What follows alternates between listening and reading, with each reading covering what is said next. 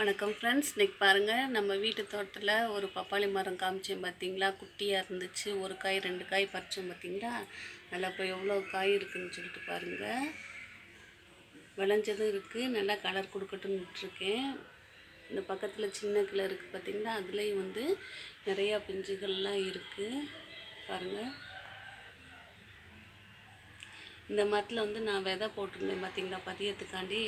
அந்த பதியை வந்து இப்போ எப்படி நட்டுறது அப்படின்னு சொல்லிட்டு பார்க்கலாம்.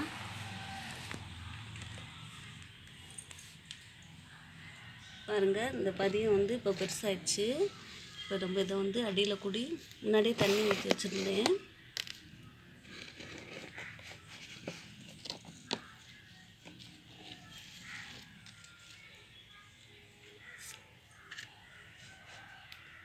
பாருங்கள், வேர் வந்து டேமேஜ் ஆகாமல் எடுக்கணும்.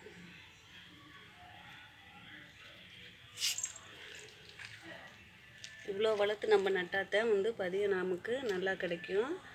இந்த பதியமெல்லாம் இந்த நேற்ற பூச்செடி வாங்குவார்ல, அந்த அண்ணன் சொல்லிட்டு போயிருக்காரு, எடுத்து வைங்க நான் வாங்கிக்கிறேன்னு சொல்லிட்டு. அதனால் அவருக்கு வந்து கொடுத்துருவேன்.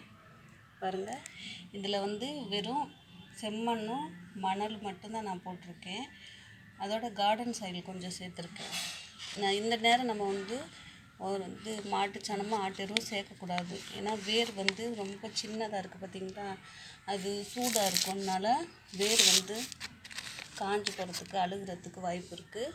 அதனால் இந்த நேரம் நம்ம எந்த உரங்களோ எதுவும் கொடுக்க வேண்டாம். இருக்க மண்ணில் கார்டன் சாயில் கொஞ்சம் சேர்த்துருக்கனால அதில் கொஞ்சம் கொஞ்சம் இருக்கும், மக்கியும் இருக்கும். அதனால் அந்த சத்துக்களே போதும். பாருங்கள், இப்போ வந்து நட்டாச்சு. இவ்வளோதான். இங்கே வந்து பதியத்தை எடுத்து நட்டாச்சு. இதில் வந்து மண்கலவை வச்சுருக்கேன். இன்னும் கவர் நிறையா இருக்குது. இந்த கவரில் தான் நான் இந்த சைஸு கவர்த்தை நான் வந்து போட்டுருது. ஏன்னா மரக்கன்றுகள்லாம் 3 மாதத்துக்கு மேலே தாங்கும். இதெல்லாம் இன்னும் கொஞ்சம் வளர வட்டி இது ஃபுல்லாக வந்து மண் போட்டுருவேன். பாருங்கள், இது வேர் உயிர் பிடிச்சிருச்சு அப்படின்னு தெரிஞ்சிச்சுனாக்கா இன்னும் கொஞ்சம் வந்து நம்ம மண் போடலாம். அதில்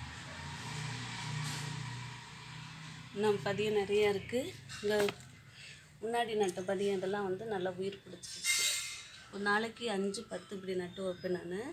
ஒரே நேரத்தில் எல்லாத்தையும் நட்டோம்னாக்கும் அது எப்படி வளருதுன்னு தெரியாதுன்ட்டு டெய்லி 5 கவரில் வச்சுருவேன்.